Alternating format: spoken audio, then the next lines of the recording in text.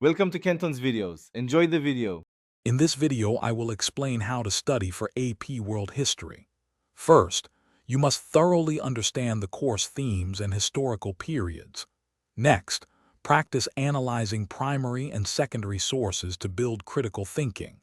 Finally, develop strong essay writing skills for both document-based questions and long essay questions. Mastering these areas is crucial for success on the exam.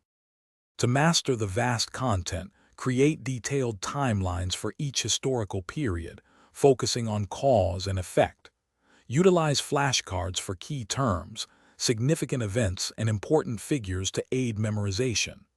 Crucially, connect historical events to broader global processes, understanding the why behind the what.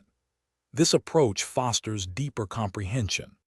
If you're finding this video helpful, please hit that like button and subscribe for more content. On another note, bring your space to life with the Echo Dot smart speaker. It's perfect for playing study music or setting reminders, making your study sessions more productive. Check the description below for the link and other great deals. Now, let's get back to the video. Effective practice is key. Take full-length practice tests under timed conditions to simulate the actual exam environment.